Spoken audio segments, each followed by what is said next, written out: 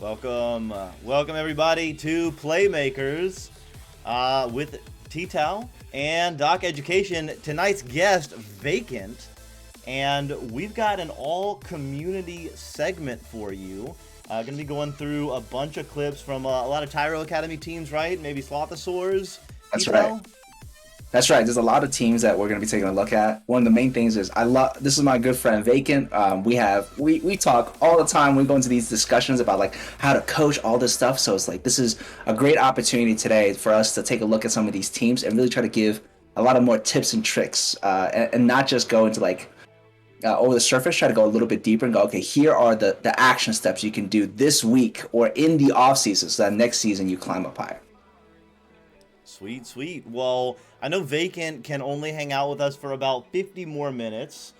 Blade, you're here because it's a good time and you want to learn and hang out and play Echo or watch Echo and vibe with your friends. I mean, that's why I'm here.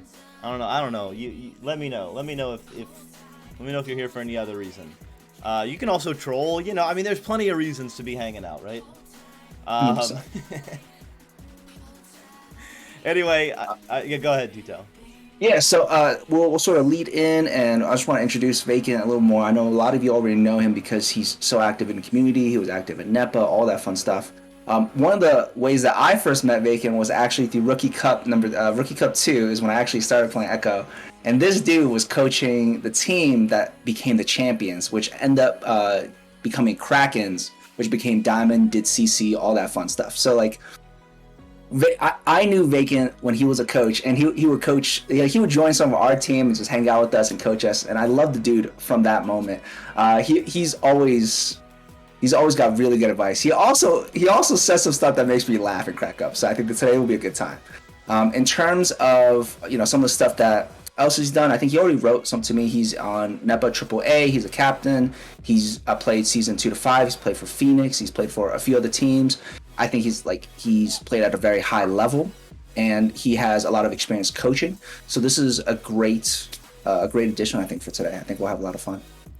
Totally. Well, yeah, great lead in, and with that, let's welcome Vacant. What's up, my guy? How you doing? What's up, Doc? Not bad, man. Not bad. Pretty excited for the show. Excited to have you on. Excited for the new logo. You got it behind you. I know you just finished this in the last couple of days, right? Yeah, I'm pretty excited about it. I'm just new to this Discord backdrop, and I figured why not? It looks pretty sweet. I'm not gonna lie. Cool. And I mean, usually we ask folks to plug what's going on, but what's the new logo for? Let the folks know.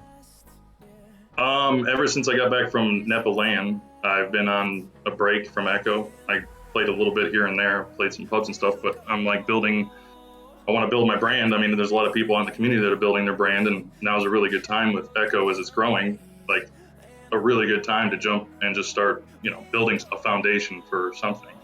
And I'm really good at working with people, and I've coached with TTao boot camps many times in the past, and I know I'm good with people, and I really just want to coach new waves of pretty much have students, have classes, boot camps.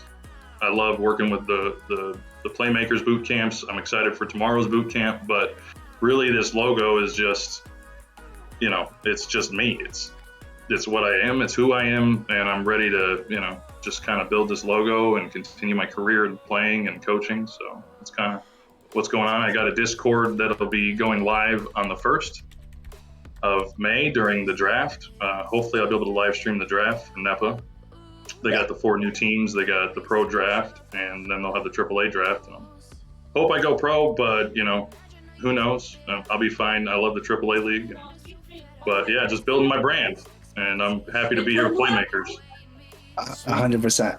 So I definitely want your Discord is not yet public, so we can't. It is not. No, there's probably about 40 people in there right now, and they're close friends. People I know. I got TTao. I had to bring TTao in, and I appreciate your insight when you come in there. And I've been asking advice of my close friends. What are some things they like about Echo? What interests them? I'm just trying to build a community with this Discord, and I'm gonna just mass invite everybody on the 1st. So I shouldn't drop a Discord link right now. No. It will be in the descriptions when all this stuff is on YouTube. It will be there because by that time it'll be there. Yeah. In the meantime, because it's not ready yet, I do want to say I want to plug sort of our circle, VR Playmakers, which is we have boot camps, weekly boot camps, and weekly mixed scrims right now. And Vacant is going to be the coach taking the lead for tomorrow's boot camp at 9 p.m. Eastern. I believe there's still like 1 or 2 spots, so if anybody's interested in signing up, it's entirely free. Come join. You literally click a button on Seshbot, and then you will be able to like come and hang out with us for a bit. What did we decide is like the topic for tomorrow? Yeah, I remember you mentioning it was going to be more like the mental game. So we're going to be talking about like mental games, some comms, and I think one of the things you mentioned, player awareness. Exactly. Yeah, you were mentioning how it's like not like when you're in bubble and doing like offense, like because you already know where the geos are, you don't have to stare at the geo to reposition yourself. So yeah, it's not even that. It's also knowing where your teammates are at all times. And there's things about player awareness that people don't think about. Obviously, there's know where everybody is at the right time, but there's also knowing that everyone's always about quicker. You always think quicker, but it's you got to start doing stuff quicker, earlier. So it's you take that long shot that might be a cloud shot and it might be on. It might be going right into the goal. I find too many people just staring at that shot, right? They just stare at it and then they miss it or there's a save and then they're trying to catch up. So player awareness is getting to those people earlier too. So it helps everybody out. 100%. On that topic of player awareness, we're going to be taking a look at some clips today, and there's a few plays that definitely have became a fumble because of a lack of player awareness, right? And I think we're going to be talking a bit about that. We're going to be taking a look, and I would also love to hear your thoughts, like how does someone build player awareness? And we'll talk about that after we watch the clip. Does that sound good, Vacant? Yeah, sounds good. I don't know what we're going to look at. This is all new to me. So. Absolutely. So the first clip, we're going to be taking a look at Tyro, some of the Tyro Academy teams. So if some of you are not familiar, Tyro is an 18+ community. I absolutely love the community, mainly because, one, it's very little toxicity. I just love that. That's number one, right? I have no issue with people that are younger. There's a few of my good friends that are a little younger, but again, just the level of standard and the moderation that's in that server, I really enjoy. So if you are not part of Tyro, I highly recommend it. It's an 18+ community. I'll see if I can drop it invite link in the chat in just a few seconds. We're going to be taking a look. They're doing a project which is called the Tyro Academy teams. And one of the main things that they're doing is they're taking a lot of new players. They're each getting a coach. It's almost like, in my mind, it's almost like Rookie. It's like the format is similar to Rookie Cup. It's not exactly the same, but the format is sort of similar. They have a coach, and then they're going to do like a bit of a league, and they're going to like fight each other. It'll be a good time. But yeah, today we're going to be taking a look at some of these Academy teams. They're on the newer end, so I would say in terms of VR ML, I would say they'd be like bronze, maybe silver. There's a few players that are a little bit more stand out. They'd be like maybe high silver or gold, but most of the players are sort of like in that bronze level. So there's the mechanical skills. Don't stress too much. Like don't be too harsh on them, please, Vacant. No, I'm not going to be harsh on anybody. I mean, sometimes when we see this, someone did something really bad. Unless you're in my boot camp, I might be a little firm. That's right. If you mess up the same. If I'm giving past advice, if I can't yell at these people, then I'll be nice. Yeah, you'll be nice. But tomorrow when you join the boot camp, feel free to get get an earful. It'll be a good time. But it's with love. It's like tough love. It is. It's you're wasting 7 other people's time. Listen to what I'm saying, and let's get going. Exactly. That's oh man, I could make so many dark jokes, but I'm not going to. I'm gonna get in trouble. So on that note, we're gonna take a look at this first clip. This is from Tyro Academy team. There's 2 main people that I really want to shout out to. Again, fresh makers actually. 2 main people, which is Tucker and Nexus. They took a lot of time to really make sure that these clips are done well, and they made my life so much easier. So I love you, Tucker and Nexus. I just want to let you know, I love you. Hearts, all love. What's up, Tucker? That's right. They're in chat right now. They're in chat right now, actually. Sweet. So let's take a look at that first one. We can just take a look at it. One of the main things that the person is asking for is that on blue side, when they get disc, right, they take a bit of a risky shot because he thinks there was no better options. But let's just take a look at it and what let's look at it real quick. So it's 0-0, 2 minutes 20 seconds in first round, second round. Yep. I believe this is probably I think this is one of the rounds. They do like a bunch of rounds, so I apologize. I don't know, like out of 6, which one this is. Yeah, go ahead. All right.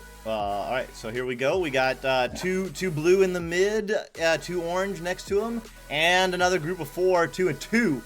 just outside the tubes. Here I'm going to call it out blue and orange team. So blue team with the disc, trying to move it up moving it up. It's a little bit funky, but now the disco disc stops, passes it over to the left side. Disc is bobbling free. Tucker going to pick it up. A little bit bunched up and took a shot, maybe a pass. Goes to no one, and now it gets sent out. Yeah. Is that what you want to see there? While we're watching this, what's the question? Who's asking the question, blue or orange? Blue, I believe, is asking the question, and this should be clip 1, correct? I think this one is. I'm not 100%. This is clip 1. Yeah. When the blue, so one of the players, if you look down, like you can see when he takes like a wild shot from down low and it goes way high. So if you go, I believe it's right around there. Yeah. So right around there. So the person got stunned, he recovered disc, and he just took like I believe that was I think that's the wild shot that he was talking about. Or maybe it's that one. I think that's the wild shot right there. I mean, could be. Yeah. The one to backboard. Yeah, it looks like it was. Yeah, there's more than one or two. So he's saying that he didn't have a lot of options in that situation. So he just sort of. He definitely doesn't. The defense covered everybody that's on the left side. One person covered 2 people.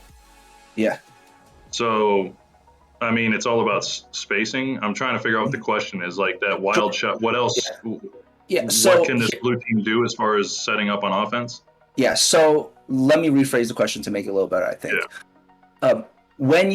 When you recover disc on offense and you don't have a good option, what should they be doing? Should they be repositioning? Should they be trying to take that shot? Like, what? All right. So go back to right before the bad shot. Yeah. Yeah. I mean, he's got plenty of space. He should not have taken that. He had an option, and it was hold on to the disc a little bit longer. I mean, get to the ceiling and back out. Just start backing out. That's going to make one person press you, possibly both of those people press you. If you start backing out, they're not sure what's going on. They'll probably both chase you, and that's going to open everybody up. But, I mean, look, he's almost to the ceiling. Just grab the ceiling and start backing up. Get to the cloud. And then the other team should not be center and left. They definitely needed to just start spacing out. Get away from your teammates. Get open. So what I'm hearing is, one, before he took that shot, he's floating. Right. So one is to get anchored, right? Get on ceiling, whatever it is. And then also when the options are bad, just start moving away from bubble. Correct? I mean, that's one good option. Go ahead and play this real quick. I want to see what he does or rewind it a little bit. Yeah. I mean, and then play it at normal speed. So he feels like he's under pressure. He's not. I mean, he's got people pressing him, but he can hold on to that a little bit. Just keep going, back it out. Yeah. And then he'd have had a pass right there to Nest as Blue Dude set up on Nest. It would have been a nice little pass, drive in and slam it in the goalie's face. Okay. If he just waited one more second and then passed to Nest. Okay. So so I think this is a really common question, which is how do you build that like holding disc in possession? So essentially like.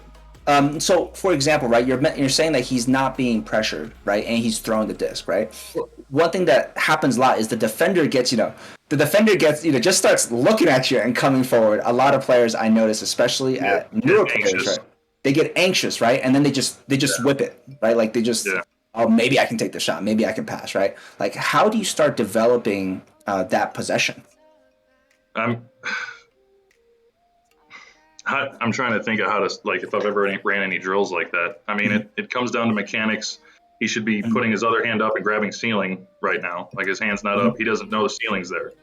Like, he doesn't know he's close to the ceiling. So, map awareness, knowing, the second that he grabs that and he's got a pivot point on the ceiling, he can juke that guy. And you don't even have to be good at juking. You can just turn once, turn twice, and then that gives you enough time to make that pass to Nest. And most people, that are good and they're pressing you, they're expecting a longer juke. They're trying to play the 2-second game on the jukes when all you need is a second. You just literally grab the ceiling, back out, turn right, pass around the defender. To work on it, just anchoring. You got to floating around the map's the worst thing you can do. One of the worst thing. You want control of the disc and you want control of yourself. So, I mean, he should have his hand up there. What you can do, you can run exercises, just pass the disc around into bubble and keep rotating. And then anchor, grab it. You know, when you get the disc, juke a couple times and then make a pass. And then juke, you know, pivot a couple times and then make a pass. So but you see what I mean? And then I don't like how, go down a little bit, go to pillar, look at the other blue teams. Yeah.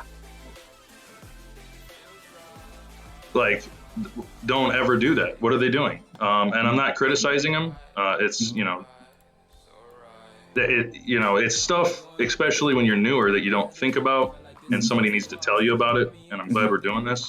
Get separate from your teammates. He could be on the floor in bottom middle or under boot. Let's see how the other two people, what are they doing? Okay. Yeah. So he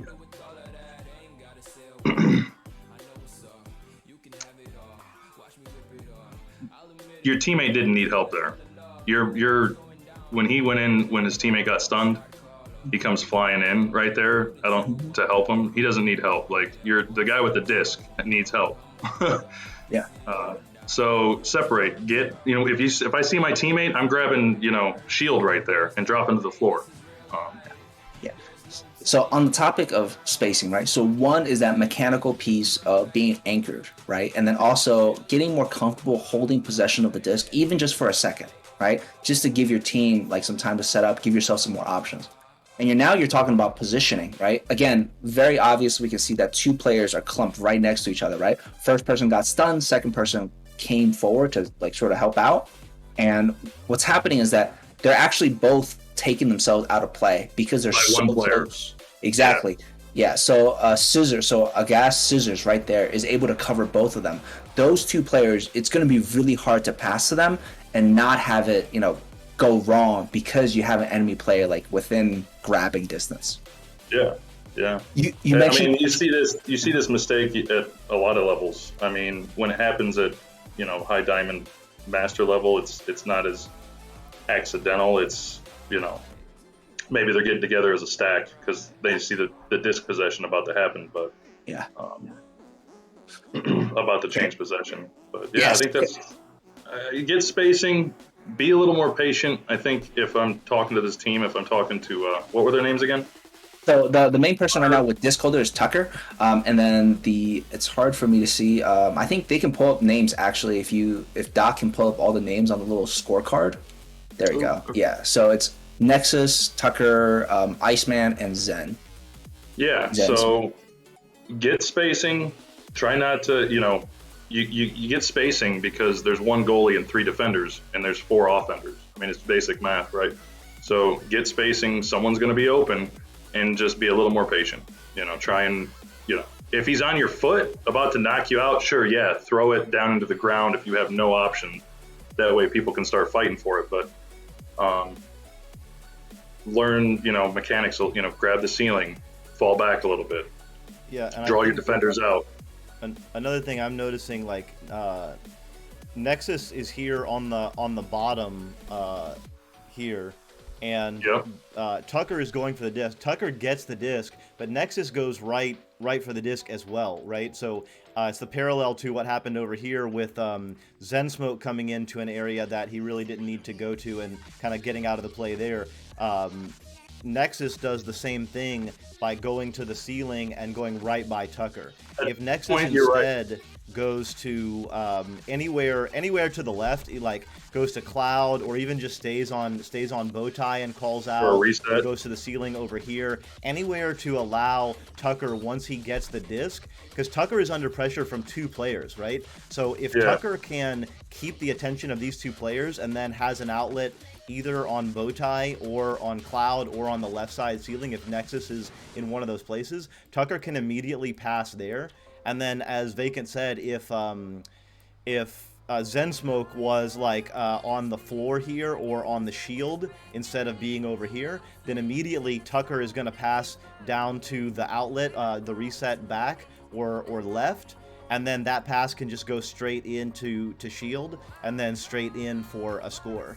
But as it is, Yeah. Tucker feels like there's no options because kind of there aren't, because as we've discussed, this one player is taking out two player over here, and Nexus is out of the play because he's too close. Now, you can get yourself into a situation like this where you find yourself with the disc, and in this case, Nexus can again just go far to the left side, hang out on the ceiling, Tucker spread out, as Vacant said, and just create a little bit of separation there, Yeah. and then play a back and forth game, pass back and forth as many times as you have to until you break up the defense, and then move forward. I mean, it's this play could go 100 different ways, and I like the slower backing it out. I mean, if that guy was a reset, that would change the pace of that play. It wouldn't be so frantic. You know, when everything's in chaos, resetting, it's going to calm everybody down. But if he'd have just given in 2 seconds and that play, everybody else unfolded the way they did, that nest pass is wide open. Like literally, if he just thrown it to nest, it'd have been fine if he had a couple more seconds. But Yeah. So we're actually talking a lot about offensive positioning, and I think this is actually good for us to go into clip number 4. yeah, So, let's take a look at this clip, and then I have a question queued up, and then we can talk about it. So, clip. Clip number 4? Clip number 4. All right. Yeah, so there's a good reset that happens, right? But then when the person who's reset is able to push forward, the options are being covered. So there's a question about offensive positioning is what could the team have done better when you reset, right? And that's also a general question. It's like a lot of newer players are going, they're being told to reset the disc when it's a bad bubble. But what should you be doing? What are the next steps after a reset? yeah, that's interesting. So Right. they get a successful reset here. I believe they get a reset here. So we're looking at the blue team? I believe so, yes. We should be Okay. looking Can I see at some names? Yeah, so we've got on the blue team, we've got Lolly B, McSparky, Time Lord, Time and Lord, Purple Flame. the Purple Flame. Yes. Yeah, Lolly, McSparky and Mr. Zenspoke Sparky. should hang out together. They like the same number. Yeah, apparently.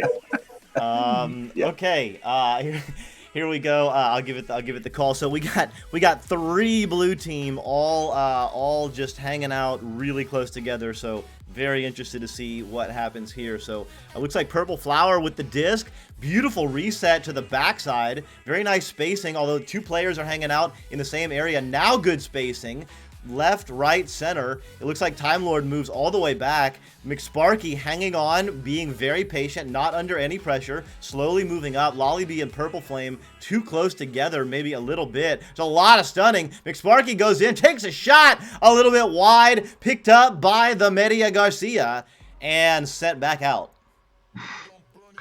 Okay, first things first. The last clip I watched, and you were commentating on it, Doc. I thought it was like the broadcast commentating. And I think I cut you off earlier. You did such a good job right there commentating on that replay. That's right. We like to give it the call out, Sure. give people some. No, it was good. It was good. Give people some fun. Yeah, this is the Doc callouts. I can't do it like Doc. You're right. No, Doc's incredible. Doc's one of my favorite casters. When he first started, coming from where he came, and the descriptions he was giving during cast was incredible. Like, got me engaged. So I appreciate you, Doc. Thanks, man. I do try. 100%. When you listen to Doc cast and some of the other casters, and again, everybody caster has their own style. It's all different. We love and all Doc the cast is casters. Don't.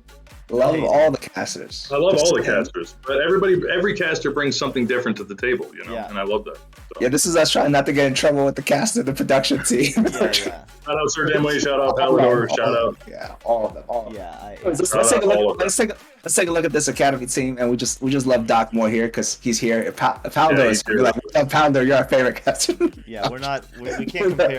So the question with this one is on a reset. How this broke down and what they could have done differently. Exactly. So as you can see, I noticed 2 defenders pushing goalie earlier. So I mean, you can't. I mean, if you're going in to stun everybody in goal, let the dude know. Tell him to shoot. Hey, we're all going in to punch the goalie. Shoot if that's the plan. If it's not the plan, which it shouldn't be, I mean, he should start pushing in. I mean, draw a defender out. Everybody else needs to start separating. I mean, that's a key reminder for everybody who's not aware. You can't be grouped up like that. That's one pass. Those 2 people right there to his right.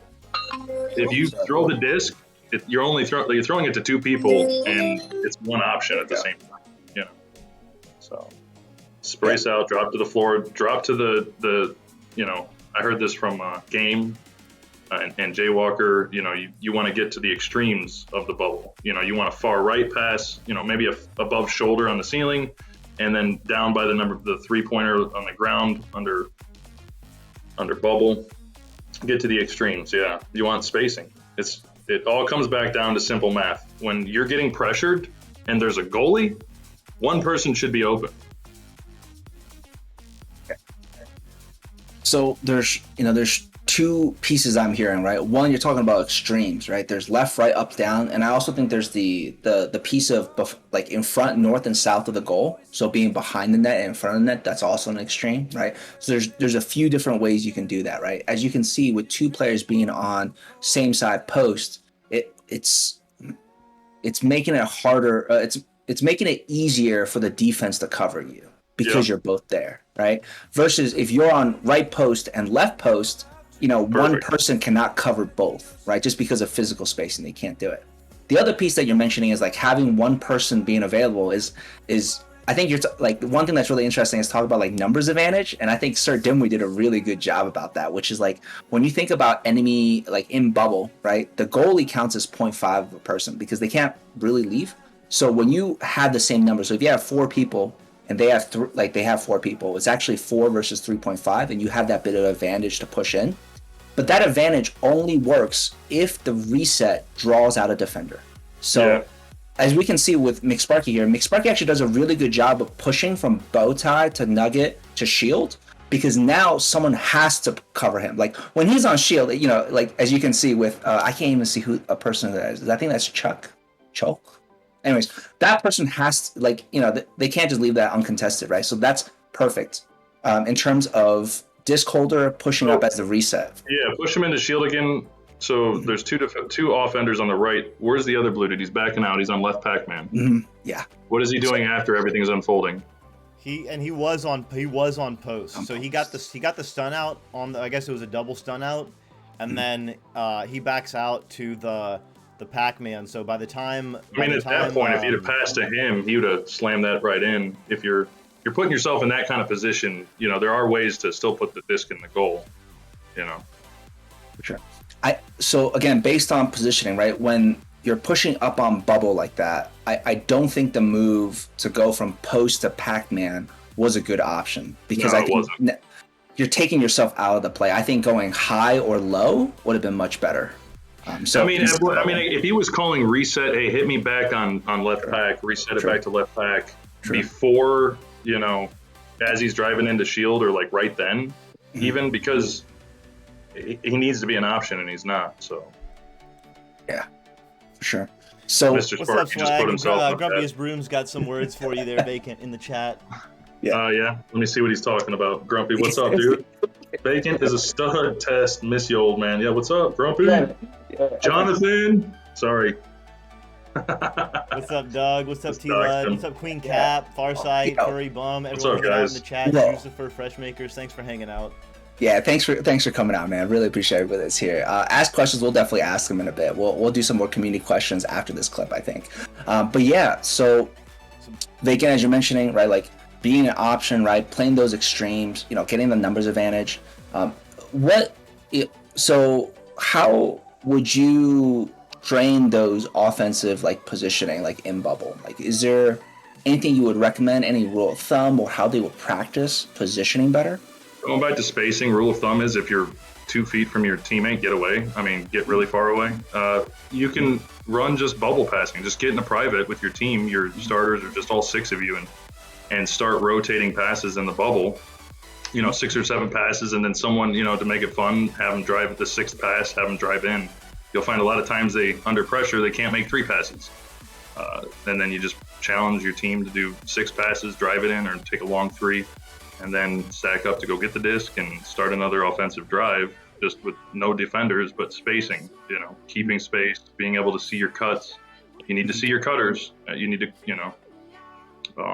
you need a line of sight, and the person cutting needs to be looking at the person with the disc. But just simple drills where you're spacing out in the bubble, making long passes, to the extremes, while cutting in on the 6th pass, 5th or 6th pass, just try and make the coolest looking slam dunk you can, and then you reset, and your team will find that to be pretty fun.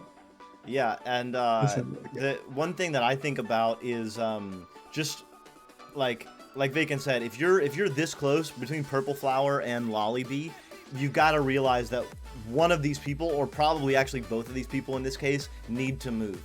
So you need to communicate that somehow.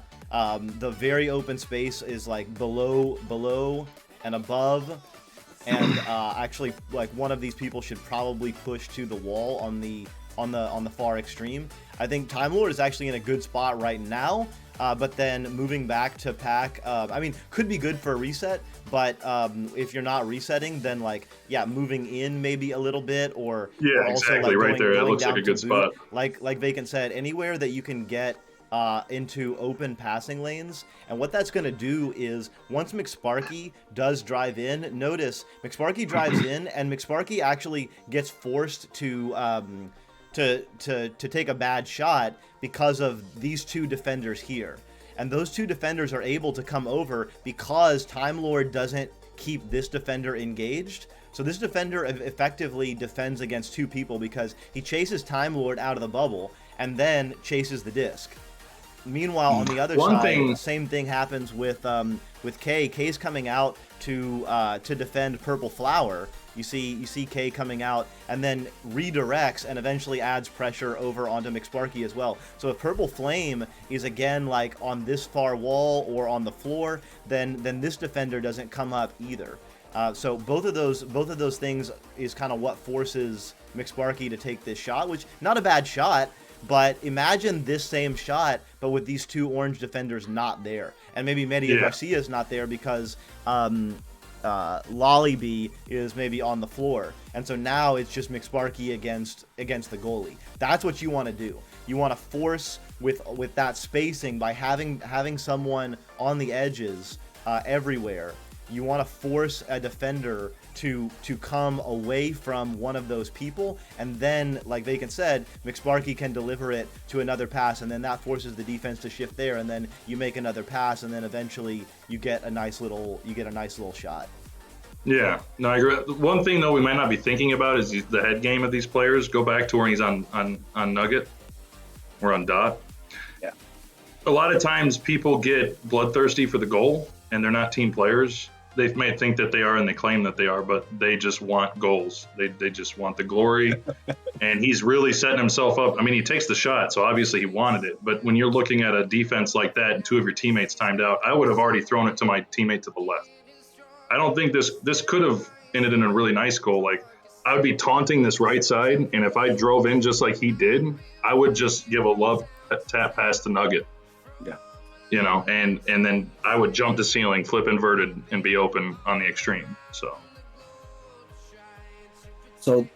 now on that topic, since we're talking about offense so much, I also want to call out on defense, which is that person on shield right now did a great job of covering the lane and pushing disc holder, which is exactly what you want to do as a defender. What you don't want to do is to just drive straight at disc holder without being aware of where their pass options are.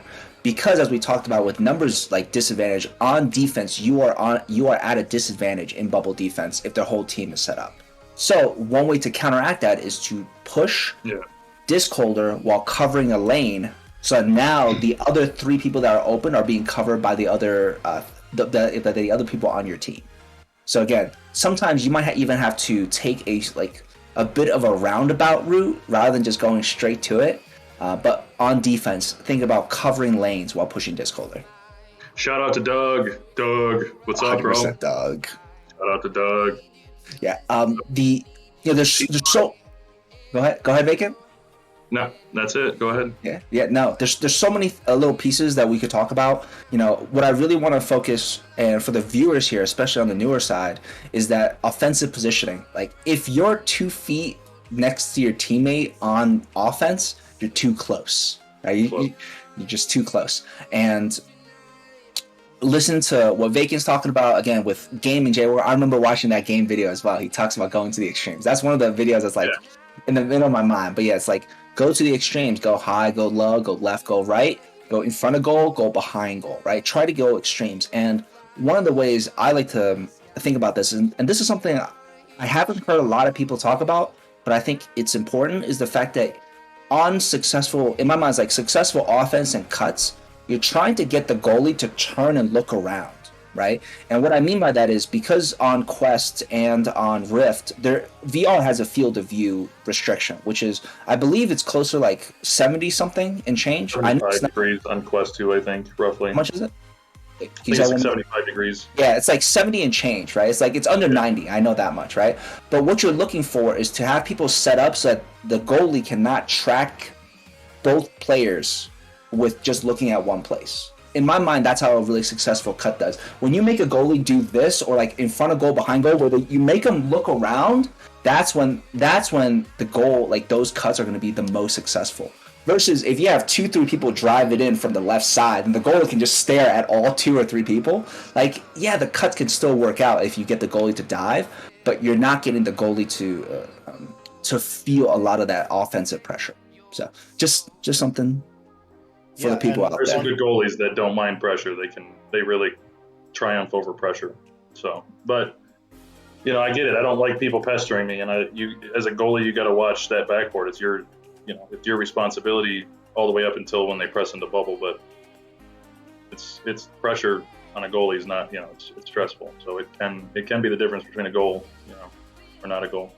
Absolutely. What were you saying, Doc? I was just going to say, just pointing out some good things as well. You pointed out that the defense did really well. The offense also, the 2 things that I saw that were really nicely done was the reset was really like beautifully done. You got in a spot where you got 3 people all grouped up, you have the disc, and you just like, you knew, even though you're on the bubble, like near the boot, you didn't just go in and like try and like hero ball it and throw it in. You like gave a nice reset. And then McSparky actually hanging on and like being very calm, waiting for a long time, gave tons of time to set up. So hopefully like all of that sets the foundation. Now just like watch this video and like look at how you can set that spacing a little bit better. And then next time that happens, McSparky do the exact same thing, but now you'll have better passing options, and that whole thing will change. But the reset and then the patience with the disc, that's can we go back and look at that? Can we go back to where he's on Nugget? I mean, I guess we don't have to, but the one thing I wanted to talk about that's super important if any of these players are watching is when you're in possession of the disc and you're on that Nugget and you're essentially the reset, you should be telling what everyone, like if you need somebody to space out, you need to tell your team, hey, get open. Because of latency, it's easier for the guy with the disc to make decisions out loud than it is for someone else to say, hey, I'm cutting, and then the latency, it takes too long to get to the person with the disc, and then there's usually a late pass or whatnot. So the person with the disc needs to essentially be the point guard at all times, making decisions, telling people what to do. Because if I say, hey, get ready to cut, and then I do the cut, they've already heard the information, versus somebody cutting in and telling it. The latency kind of works against you. Exactly. Totally, yeah, and don't be shy about that. Like, and don't just say like one go low, one go high. Say like Lolly go low, purple flame go high right. Time Lord hang out there, or Time Lord go to left boot. I need you on left boot. Like say actual names and just keep waiting there. You can just keep hanging out on whatever geo. There's no one pressuring him at that point. Yeah, if you've got the time, you can do that, and that'll also, if you're doing that, that's also going to calm your teammates down. Totally. So, okay, there's 2 little things I want to add in. One, when you had the disc, would you say that the person should be a playmaker? Hey. Yeah. That's. I mean, let's quote it. Yeah, right. That's because a playmaker, it's from soccer too. It's like you are the mastermind of the field, and if you have possession of disc, call it out, make those plays. And 2, right? So as we take a look at that offense, and because Nexus, as he sent me this clip, his question was, he didn't, McSparky felt like he didn't have any good options, right before that throw. So if we zoom in on McSparky right now, so if we go looking right before he gets on shield, so a little forward, and if we zoom in, so we get closer to McSparky. So in this position, as you can see, if Lollybee or one of the teammates was underneath goal or above goal, that would have been the perfect setup right there. right? That Like would have if, been if great. you, There might have been a defender on him. I'm still looking at the dude on left, man. I know I saw that. When I was on Nugget and I started driving in, I was watching him come back a little bit. It'd have been yeah, easy pass, yeah. easy pass to get open. 100%. But yeah, okay. So now, before we go on to the next clip, I actually have a few community questions. I think this is actually a good little segment for us to spend just I like, got a surprise for you though, TTao. Can I show you my surprise? Can we yeah, let's do real it. Let's do quick? it. Yeah, let's do it. Let's do it. I've been waiting for it. You told me about it Surprise. before. I brought it. It's What is it? I brought it back from Nepaland. Okay. Some people have seen it, but it's just a surprise for us here. We can actually look at it. This is the champions of the first Nepaland's headset with the Awesome. champions on the front. That's Right awesome. there. That's all of them. That's their signatures and that's their gamer tags. I told 100%. Game, I said, Game, you can have the middle right there, bro. And his eyes lit up. He's like, that's cool. Yeah, no, that's awesome. And then I have That's the runners up right there. yo, that's legit. That is That's sick. legit. That is Dude, sick. like, Sorry. if Echo Eddie It's takes such off, a good game, man. It was such a good game. dude, we gotta dude, like in my mind, you know, like how like some baseballs are worth money. Like after a while, they're just like that. That's the long game right there. Dude, they don't even have their autographs yet. Like they don't have their correct signatures yet. I'm not trying to call them out yet or nothing. Next season, I guarantee the signatures are going to look slick. For sure, 100%. That looks awesome. That looks really awesome. Thank you to all of you guys who signed that. Everyone was super cool at land. Oh, 100%. Well, I'll go to land one of these days. My baby's not wake up in the morning. So, okay, let's first off, dude, that's awesome. That looks so cool. If you can take, I don't even know you I can want to take do a like picture a 3D image of it, like use Blender that'd be to so get a 3D awesome. render of it, where people like can kind of look at it. Yeah, that's just those are the champions, man, and I think that means something 100%. Okay, now okay, that was so cool. It got me off my track. That's true, though. It's also the champions of the actual season. So this was Nepaland champions and Nepaland runner-ups, but they were also during the season. So they lived up to, you know, you got Game, KFC, Saluna, all those people. Like they're all top tier. Anyways, okay. Okay. Got a few questions for you. Okay, this is from Spike 4887. Right, he's saying like, you know, what are some of the biggest things you've picked up as you've been playing the league, right? And what are some things that you wish you'd known earlier? Like as you've been playing NEPA, as you're playing, you know, VRML, what are like one or two of like some of the biggest things you picked up since playing competitive? I mean, one of the biggest things is chemistry and how it's developed and the importance of it because of, you know, bottlenecks. I mean, this game happens in microseconds. It takes us longer to talk about what's happening than it does to do what's happening. So you got to know what your teammates, you know, what they're doing, the callouts that they're giving. If they're shorthand callouts, you got to know when they say, "Hey, you're red." Does that person mean I'm super? Like I better throw the disc right this second, or I got, you know, a second. You know, so chemistry. Like going into AAA and being on a team that's just thrown together, I found out that everybody coming from different play styles, hodgepodge together, that, you know, we're all saying the same thing, but we're yelling at each other about not saying what we thought the person was saying. That's hard to break down, but like when somebody says, you know, reset, maybe they have different lingo. And I found out that that is super important, that you got to know what your teammate's doing and what they're saying and what it means, the interpretation of it. And that's how you build chemistry quicker. Like, hey, tell me what you mean when you meant this. Let's go break down the play. Let's not talk about the play right now while we're under attack and trying to make defense or going back up in the tunnel.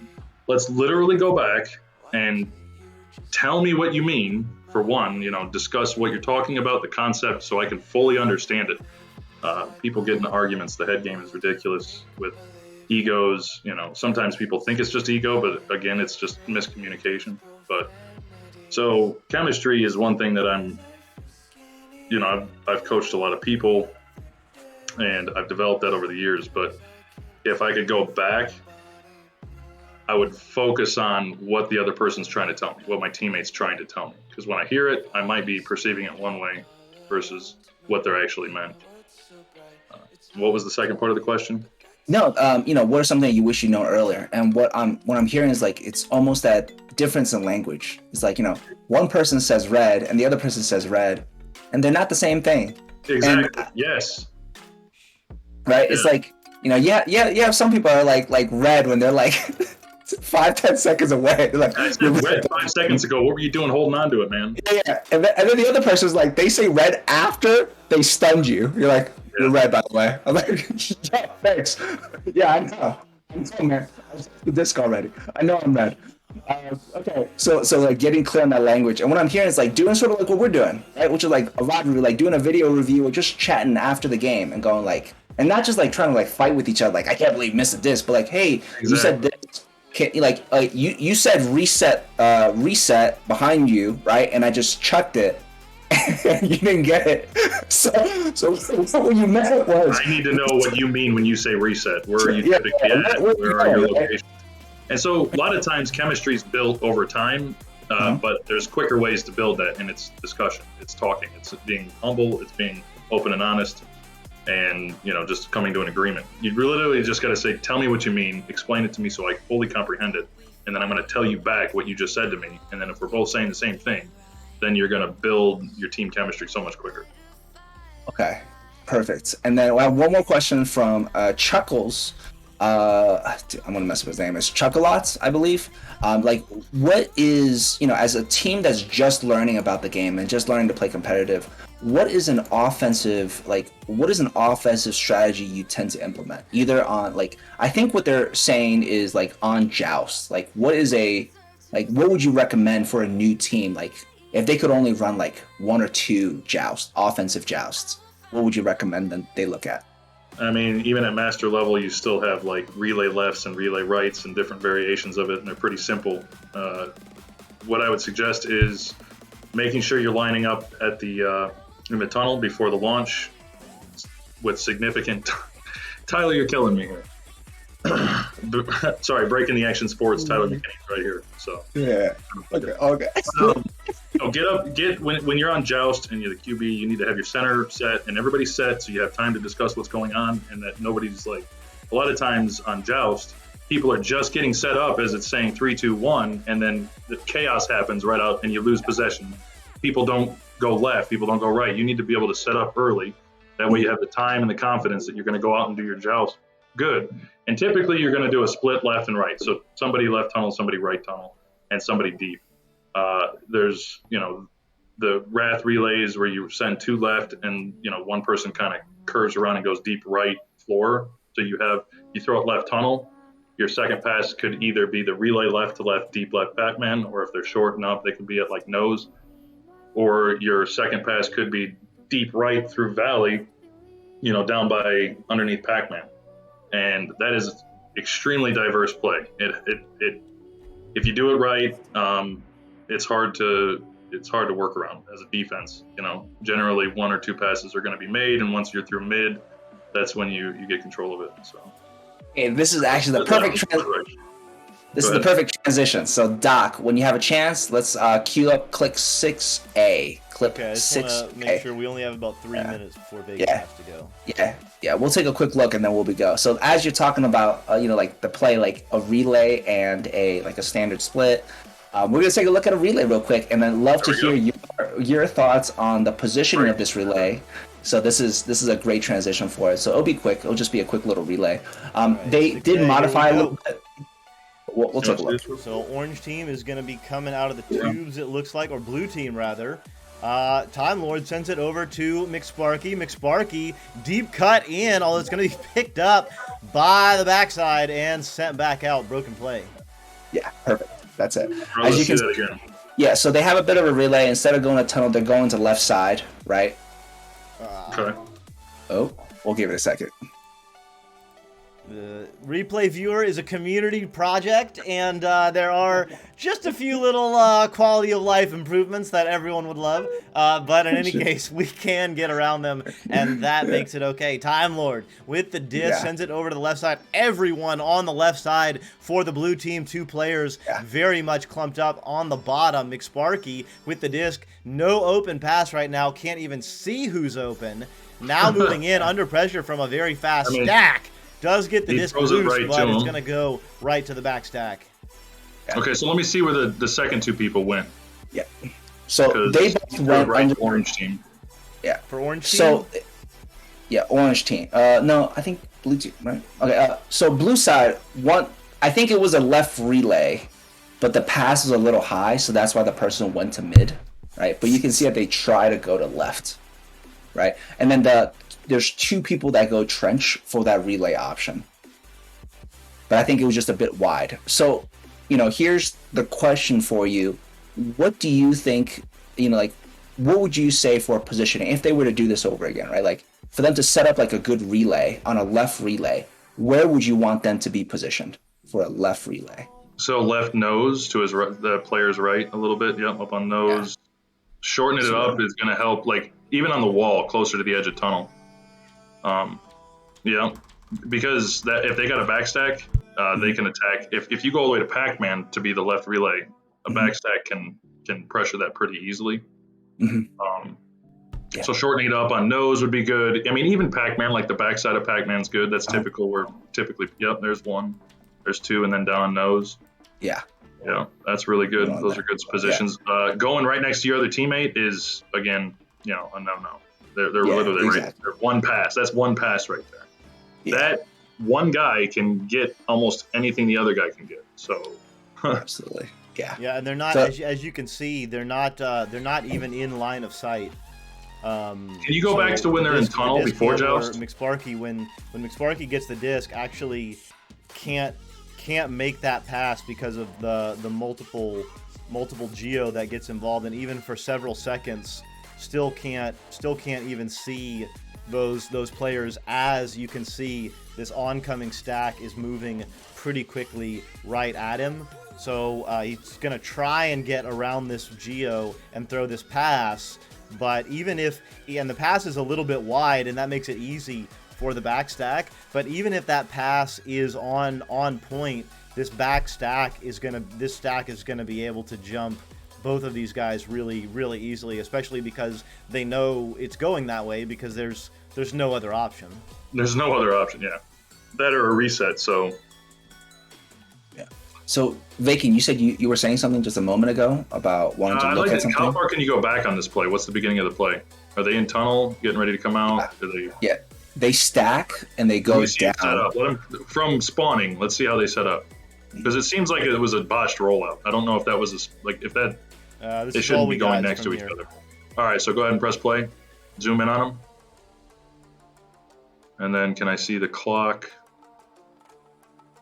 Okay, there was a lot of chaos going on right there. Like, they literally didn't have much time to set up. And that goes back to set up, get ready to go out. You're here to perform, so perform. Don't just mess around in the tunnel. Yeah. The guy with the first pass here, I forget the guy's name. Yeah, I believe it's McSparky. He recovers. I think the QB throw was a little off, and it went a little high. At that point, once it's off, you got to start slowing it down. You're yelling at your teammate in the back, "Hey, get open! I need a pass. Spread out." But I mean, I guess if he'd have made a successful pass there, they could have, kept control of it. But I mean, he threw it right to the other team. Yeah, there's no recovering that.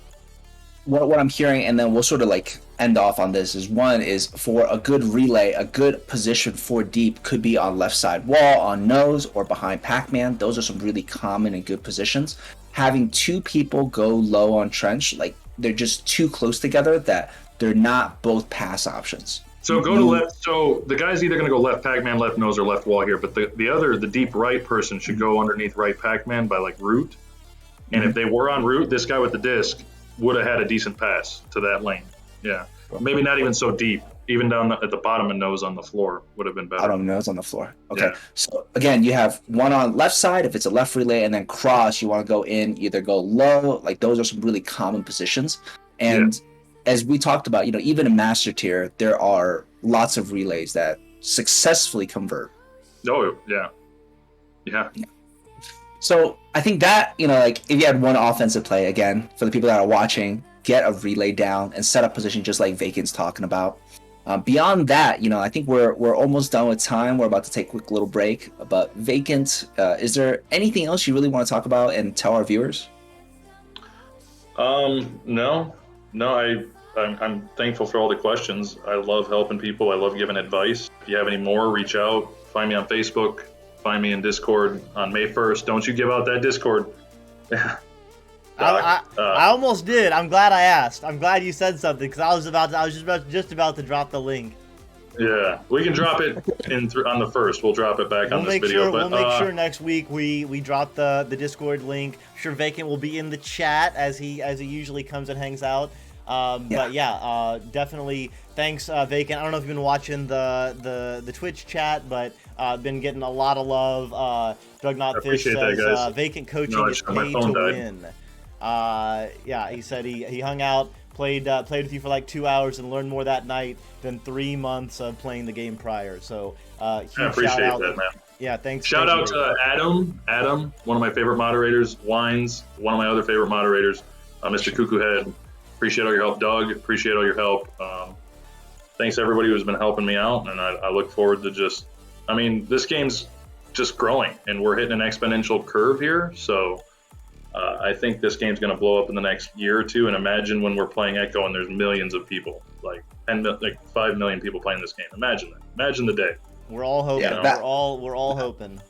There's no hoping. When how many of us right now are there, right? And every game it's just when the technology like Ignite.gg and all this stuff starts really showing the mechanics of the game, like in detail. When you see these, the one thing I hate about streaming Echo is that the disc is being followed, and we got to rely on you guys to tell us about what's going on in the backfield. But there's so much stuff. Like when you stun game out, that's freaking incredible. And then all of a sudden you get a goal. Like when we start being able to broadcast and show the world what's going on in this game in microseconds, and they can get a good visual representation on how much work was actually put into it, it's going to be a spectator sport like no other. So I'm excited. Well, shout out VRML, shout out NEPA. Looking forward to everything. Glad I'm part of it. 100%. Glad you guys had me on here. Shout out to Playmakers. Yeah. Thank you. Yo, love it. And also, I want to say Tucker also is saying in chat, thank you so much for the coaching, for the tips. We take a look at some of his gameplay, so I think this went really well. And again, a little shout out. Tomorrow we have boot camp with Vacant coaching on Friday, 9 p.m. in our Playmakers Discord. Please check that out. And of course, we have Mixed Scrim, all that fun stuff. We will be back after a short break. Me and Doc will continue to do just a little bit of analysis. We'll just chat and just hang out for a little bit more. But yeah, Vacant's gonna have some other stuff going on. So thank you so much for joining us today. See you guys. Have a good one. Take care, Vacant. All right, guys, we'll be back with the Steez of the Week. Quick break. Don't go too far. That's right. See you guys in a few minutes. All right, you guys are clear. You guys are muted.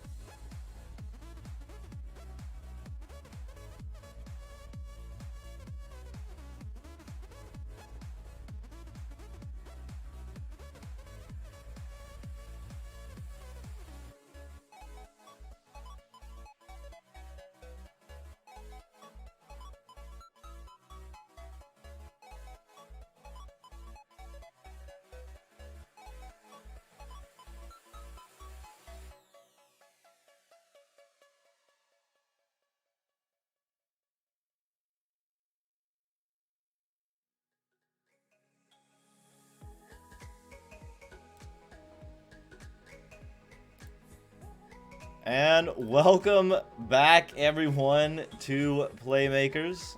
I promise you TTao is here. Thanks to Vacant again. It was a lot of fun. And now, of course, we have the vaunted Steez of the Week. So...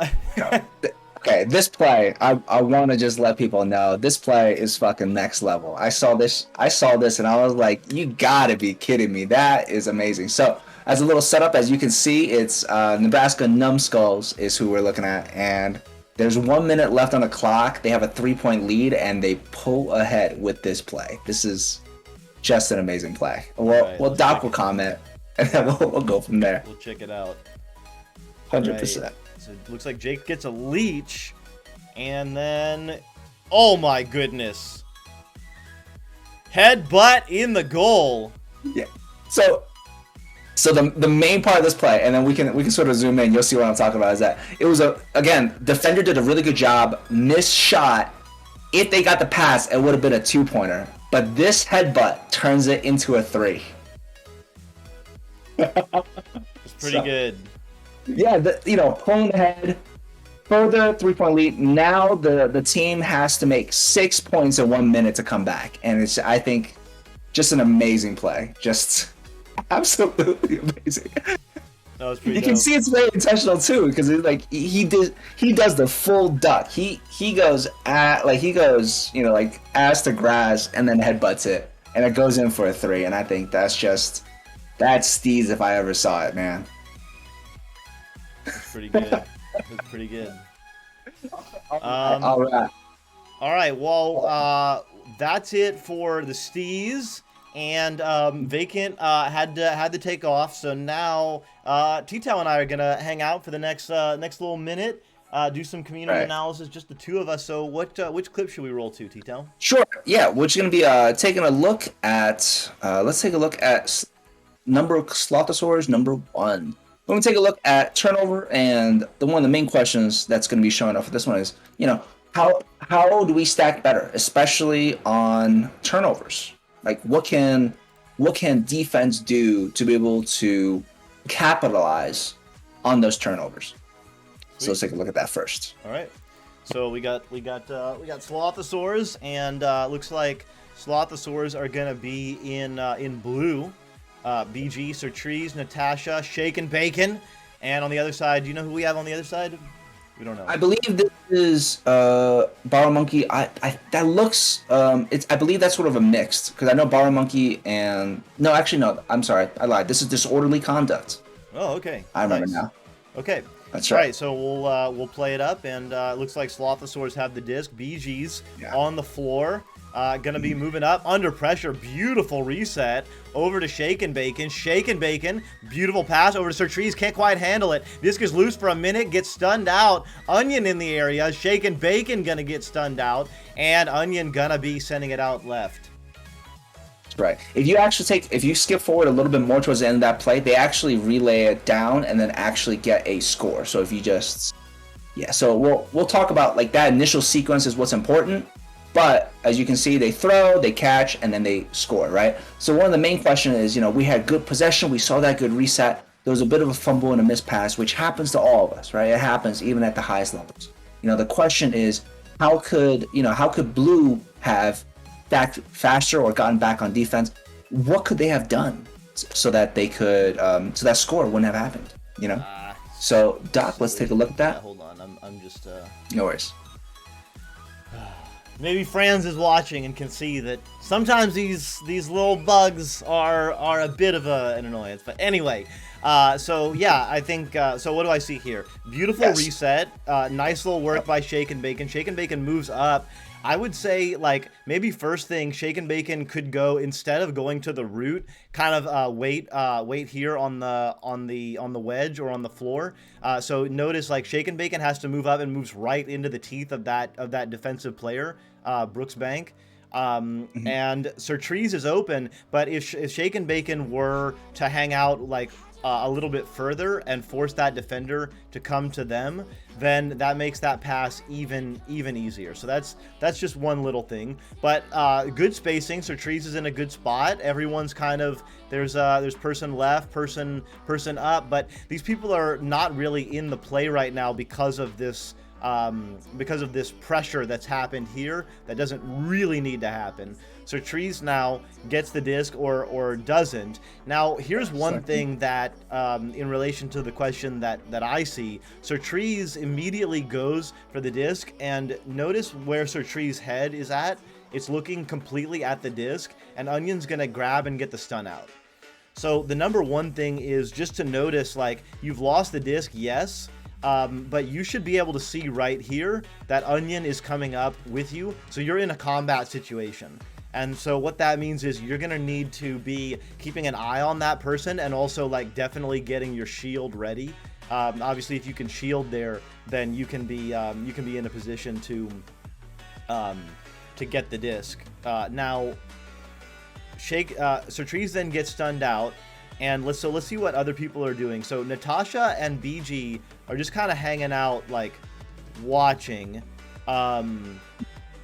That's okay. Maybe they think there's going to be a play on it, but one thing they can do is go ahead and start getting ready for a stack.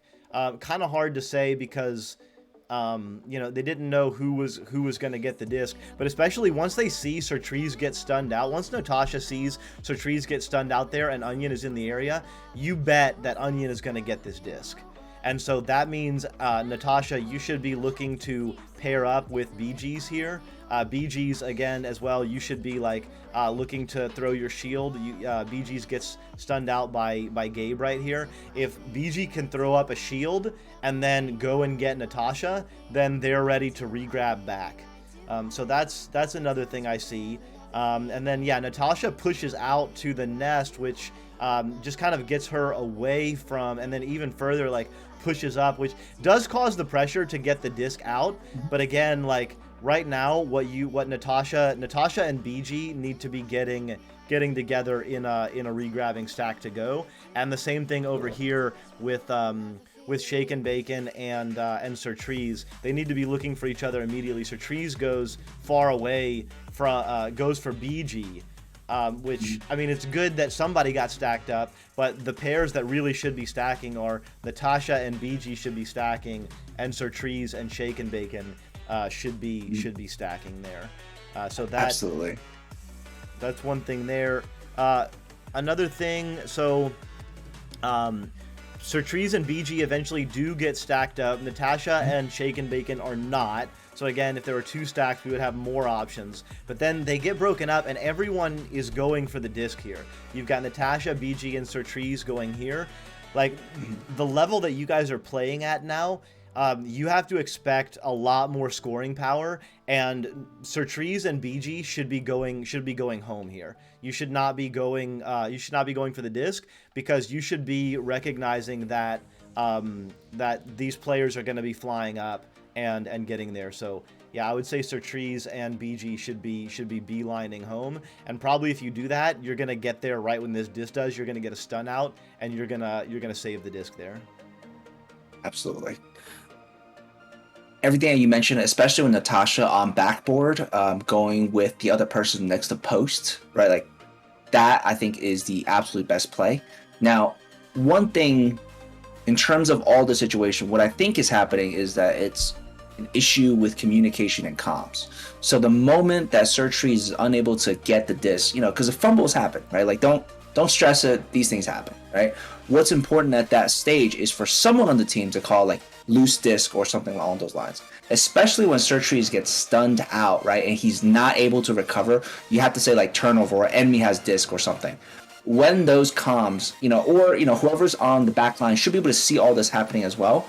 Whenever those turnover situation happens, where now the enemy has a disc, right? Start looking for each other for those stacks. Now, as you can see, enemy recovers disc, and Natasha, only when they've recovered disc does Natasha then start pushing forward to chase disc holder, right? So again, I imagine there was enough time to see that the enemy has disc, but her priority at that point was to chase. And you were so close, right? You were close. You almost got them.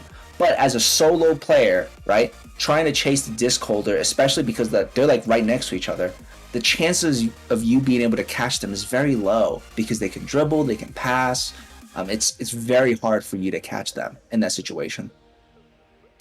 So as Doc was saying, fumble, now start stacking like this, like right here at this point right is when there, you should. once you see your teammate get stunned out, you should bet that you're not going to get the disc. You need to move right now.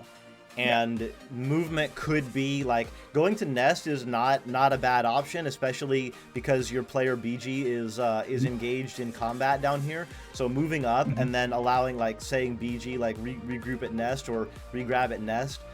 That's or like if you just get there first and then BG is able to get in the flow, then you can come back and then you guys can go. That's a pretty good one. But so it's 8:15:91. Let's see how long it takes Natasha to move. So almost 2 full seconds basically for Natasha to move there. She could be already out at nest right now and like either able to pester Onion from there, or go back to Sertrees or go back to BG. Yeah. As you can see, the other open option, I believe, is Sertrees, who goes to same side shoulder, so right shoulder, right? Now, even if Natasha is not able to go with BG, I think going with Sertrees would have been a much better play as well, rather than her pushing by herself, right? Yeah. And as sure. you mentioned, the pushing by yourself, especially once you see that Onion and Brooks Banks are getting together. I mean, she actually does end up getting there. Which is fantastic, but you've got to expect once you see that you've got to move backwards and go either for BG or Sertree. And again, like, you guys got to be going home, not going for the disc at this point. Yeah.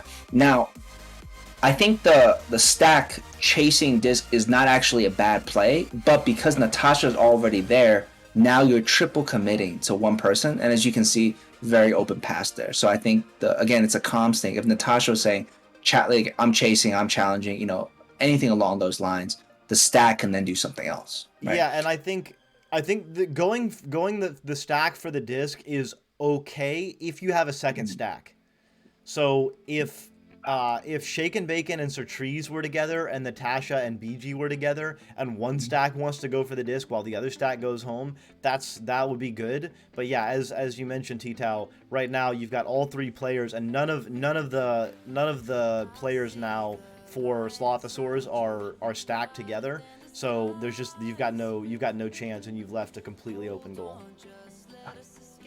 Yeah, again, I think those communication of going, who's going back to net, which stack is going where, is going to only help the gameplay. Saying that I'm going back home or I'm going to disc is not going to hurt the team for you to communicate that. I think it's more of a habit that people have to get used to. So as we can tell, in terms of how can the stack get together faster, how can, like, offense, turnover, how do you get back to defenses? Keep in mind of where your friendlies are, right? And when the disc is loose and you see that most likely enemy team is going to get it, start stacking at that point. Don't wait. Just go towards friendly. Yeah, and that's a really big one because, stacking is a lot of different things, right? Like, a lot of people, when you practice stacking, it's just like getting in an arena and regrabbing and like trying to go faster that way, which is important, and like being able to stay together over long periods is important. But we said Natasha has 2 seconds here basically where she pauses and is not in the action, right here hanging out, where she could be engaging in action, and BG as well kind of gets hung up with Gabe. So the ability to understand, like, have a feel for the game when things are going to change or when they might change, and just go ahead and find someone and stack. Think of it as like potential energy, right? Like, if you're immediately stacked, you have the potential to go almost anywhere in the arena very quickly. If you are not stacked together, you don't have that potential. So I just, like, unless you are in a position where you're either on offense or defense and the disc is very much under control and you want to have spacing for some like offensive attack reason or like defensive like man-to-man reason, think in stacks and think about finding players to get together so that whenever the disc moves, you're ready to roll. 100%, right? There's a stack will always be faster than a solo player, even if you have a head lead.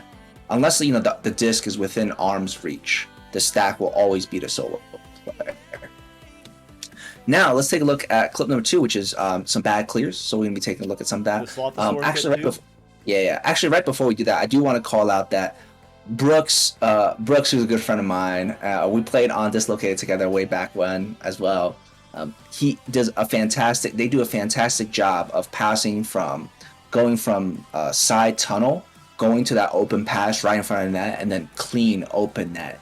Easy 3, because there's no defense. That was fantastic. So I just want to say that was a great call. Yeah. Rather than just a disc holder just trying to whip it into net from half tunnel, which maybe they could make it, right? Maybe not. But that pass over to the person next to shield, so much easier of a shot. Now we're going to take a look at second clip, and the main thing we're going to be taking a look at is some of bad clears, and we already talked about this with Vacant about keeping possession, right? There in that first clip we looked at today of Tucker going like, how do you keep possession, being anchored, right? Let's take a look at this clip and talk about how can you keep possession better. All right, so it's dislocated against... No, this one should be the same teams. Sorry, it's Sloposaurus against disc-oriented. Disorderly conduct. There's a bunch of teams with like very, very similar names. A bunch of teams with the disc in it, which is good. I mean, it's good. No, it's good. Okay, disorderly conduct. Okay, all right, here we go. Disorderly conduct with the disc. Gonna be moving forward. A nice little pass over, but to no one. Gabe and Onion do a nice little redirect. Good stacking there. Someone gets the stun out, but it's stolen. Stolen back. Baru Monkey sending it in down low. Disc now loose again. It's going to be Sir Trees with the attempted clear, but oh no. Right in the hands of the backline player, and now they are on the attack. Disc oriented. Can't quite handle it though, and it's going to be picked up by Shake and Bacon, and now it's cleared out, and the clip is over. So that right there, that sequence of right when the person is able to get it right underneath shield and clears it through mid, right into enemy mid hand. So right around there, I believe. Yeah. So as you can see, there's time, right? Sir Trees, again, there was someone that was close to him, but Sir Trees is he has more time than he thinks. He does have more time than he thinks, and he also has 2 players on the backline reset here. So BG and especially Shake and Bacon, BG is a little bit blocked by the shield, but Shake and Bacon is like a perfect reset here. So, I think you guys are good enough, like, once you're able to make several passes in a row and feel confident in it, you're good enough for a reset. Some teams, just starting out, especially bronze, maybe even silver level in VRML, I might suggest just go ahead and clear because it's dangerous to miss a pass in your own side. Yeah. But once you get to the level where you can confidently pass it, this should be a pass to Shake and Bacon, and Shake and Bacon should be going to the floor here.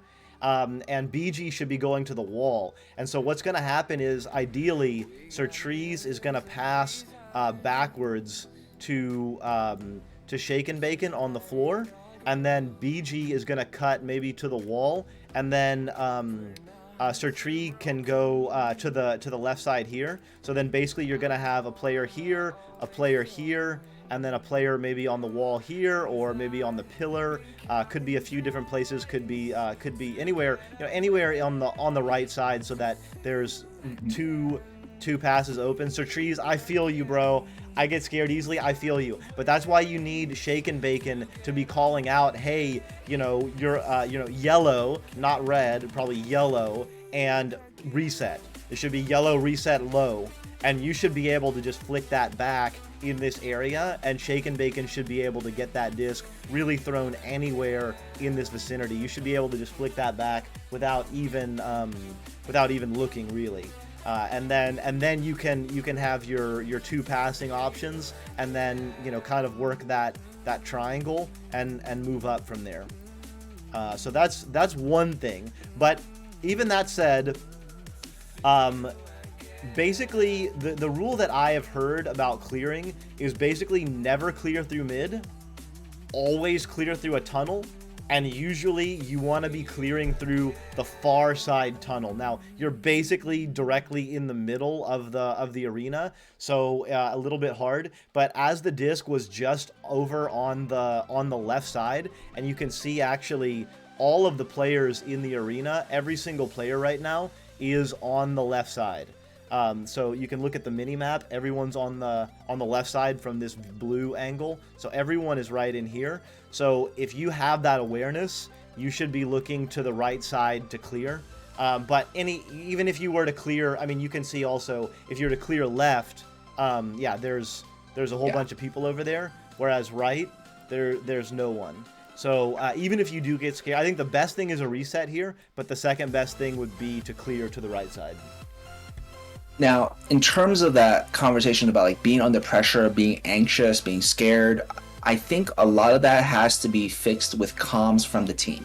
Specifically, the person that's going to be calling for the reset or someone else, they should be saying clear right side, right? Like I understand that, like when you have possession, you want to take the time, you want to have the awareness to be able to decide where to go with the disc. That's one part, absolutely. But because, especially in these like red situations and they're like really sketchy, you want the team to be calling out, giving you options so that when you get the disc, you don't even have to think. You can go, okay, I have an option as a reset, or I can clear right. And then even if it's not perfectly executed, you have options. And I think one of the ways that actually I'm going to reference what we talked about with Venom like 2 interviews ago, which you talked about communicating early, right? Like because of comms delay, just talk every time you're gonna move. So for example, if you're saying I'm going low, I'm going to right wall, like just communicate. You want everybody on the team to get used to communicating really early and giving options to the disc holder. Now, Doc, you might want to talk more about this, but one really common thing in Echo is those color callouts, right? Green, yellow, red, right? They're really, really common. I think red callouts needs to have an option attached to it. I think just saying red to the player, just saying red, I think is helpful, but I think it's only 50% of the solution. I think you have to be like, red, reset behind you, red, clear right, red, like Pac-Man open, or something like because you're saying red, you're telling the player that they're under pressure, but then you're putting all the responsibility on them to have to be aware of the field. I think just red plus an option, I think is actually the way to go. Yeah, and just like TTao said it, red, reset left boot, red, reset middle, middle low, red, reset right pillar. That's the ideal. Now, I've played with a lot of great players. Shout out to some teammates I've had. Won't name names, but some folks, it's a little bit harder to get all of those words out in exactly that efficient of a manner. So I've heard people say something like, red, I'm over here, open, down low. Even that is better. Red, low is way better than red, I'm over here, open, down low. Because then you have this gap, right, between red and low, which is low is like the really like the action word, right? Or red, you see me over on the right side. I've heard players will talk like that. So if you're a player that does talk like that, definitely just practice. Just practice saying red, right pillar, red, Pac-Man. And there's a good drill that my team has done, which you just get in the arena. You don't need a defense. Just move the disc up and back. And call out red Pac-Man, red right pillar, red right wedge. So you're just passing it, and then as your teammate gets it, then you're saying a color. Any color doesn't matter because there's no pressure. But then the key is that you're then saying where you are, where you're open, or you could even say where someone else is open. right? So like if you really have court vision, you start to get, especially if you're a backline player, you start to be able to see like maybe you're not open because there's someone in between, but someone else is open in a scoring position. So you could say like you could be back on double diamond, you know, you could be over here on double diamond and see like there's a disc over here and there's an open player on like the right pillar, and you could just say red right pillar, and then that player can just pass directly there. Doesn't have to always be where you are. But yeah, just keep get that practice, because that's like if Shake and Bacon here is able to say red or even probably yellow, you know, down low. We could talk about like, I'm not exactly sure why BG's and Shake and Bacon go where they do. They're kind of out of the play drifting. So it's another thing I would say, just like attach yourself to Geo. It's hard to call out like where you are when you're floating in space. These two players are floating in space for quite a long ways there.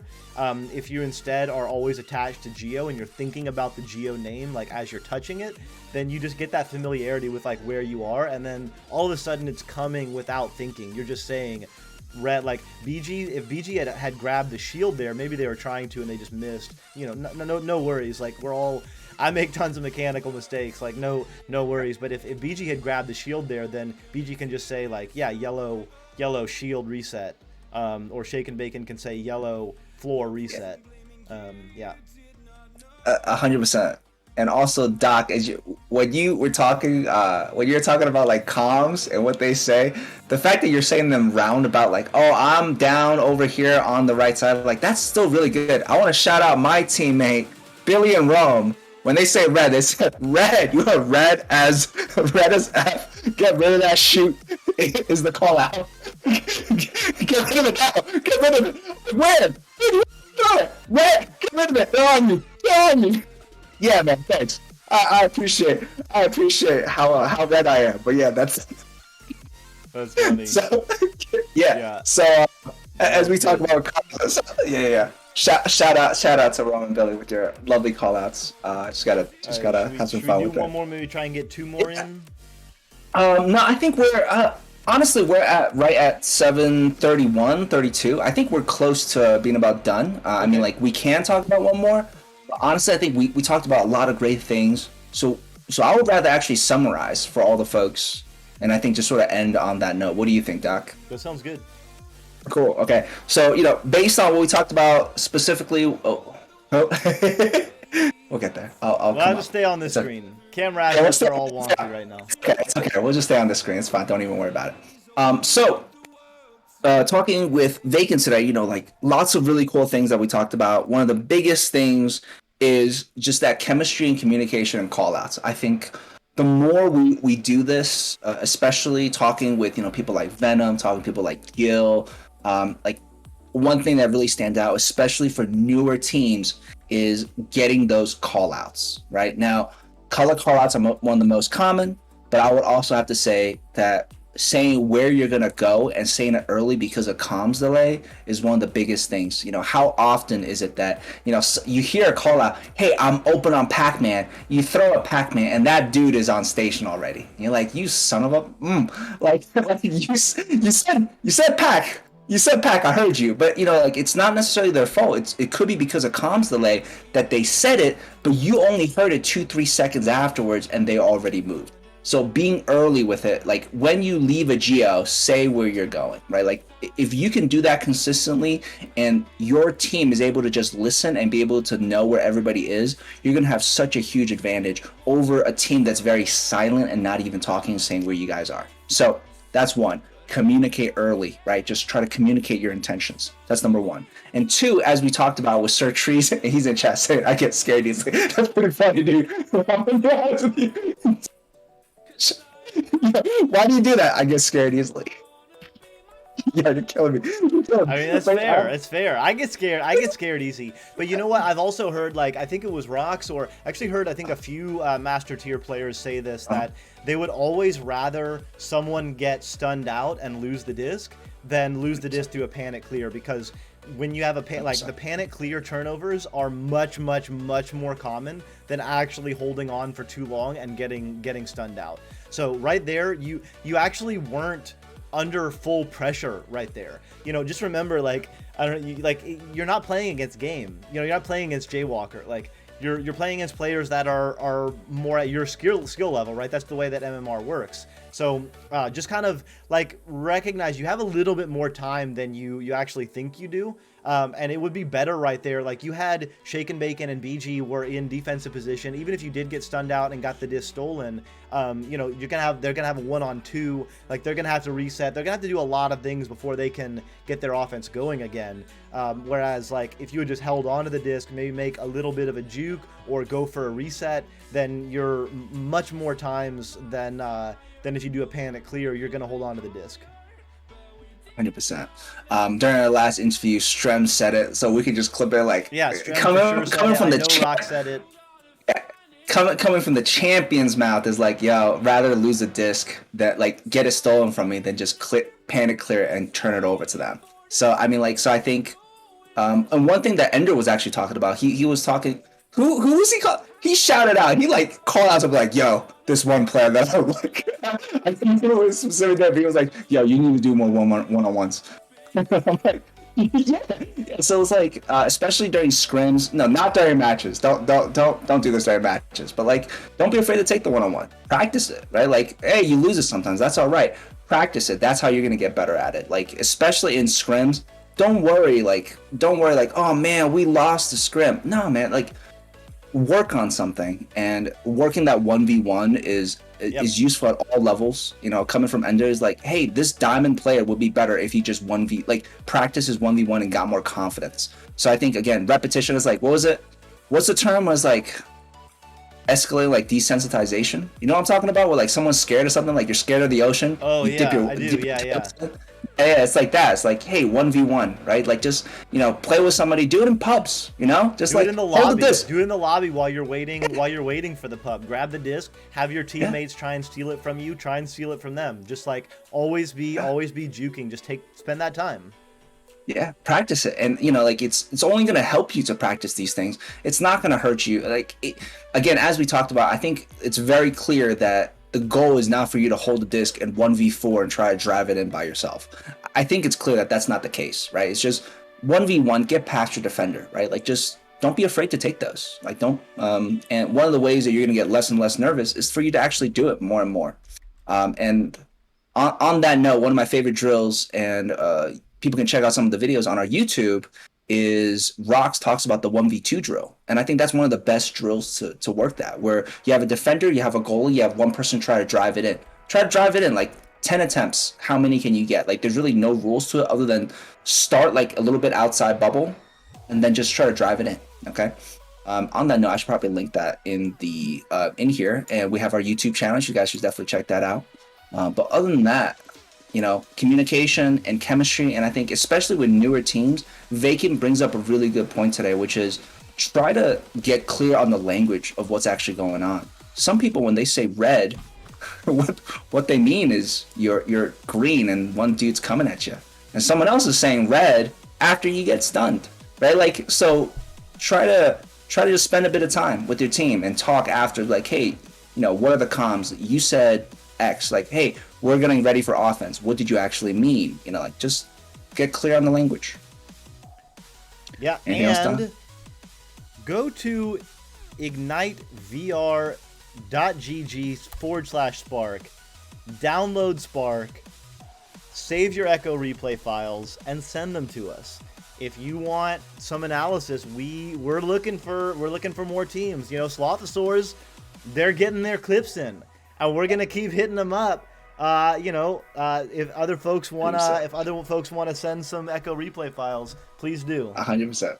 Now, I also want to mention that because I'm good friends with Surtrees and Blend and all those, so like, I'm also trying to feature them a bit more because I like the team. I like them all, so that's also it. So please, everybody, one, send us replay clips. Two, also feel free to be friendly with us. We'll definitely We'll be nice back, I promise. Beyond that, I think that's it for today. Anything else, Doc? It's been fun. Thanks again to Vacant. And yeah, keep having fun out there. I mean, you know, this show's about like how to improve, but really like we want to improve so we can have more fun, right? Like it's cool to do cool stuff Absolutely. in the arena. Like you have fun when you do something cool. But just like shout out to everyone who's playing the game and just having fun. Like you know, just keep picking each other up. Like you know, teammates get scared, teammates you know, make a mechanical mistake, whatever. Like, you know, pick each other up and have fun out there. Absolutely. This is, I think, thank you everybody for watching. Love all of you. You know, tune in next week on Thursday. We have another, we have a few guests possible lined up. I think it's going to be a really good one. So we'll see you all next week. Yeah, and don't forget in 20 minutes, Lelenthal is good. Oh, no. We switched times. Lelenthal is on Tuesdays. You missed her. Or you saw her. Hopefully you saw her. But no, you missed, absolutely. there's no one coming up after us. We're the front and the back of this Viridis Media production. So Yeah. thanks everybody again, and we will see you next week. Same time, same channel, Thursdays, 5 o'clock Pacific, 8 o'clock Eastern. See you guys next week. Tomorrow boot camp and Saturday is mixed scrims. Feel free to join us on our VR Playmakers Discord. All right. Please do. See you Peace guys. out. Peace out.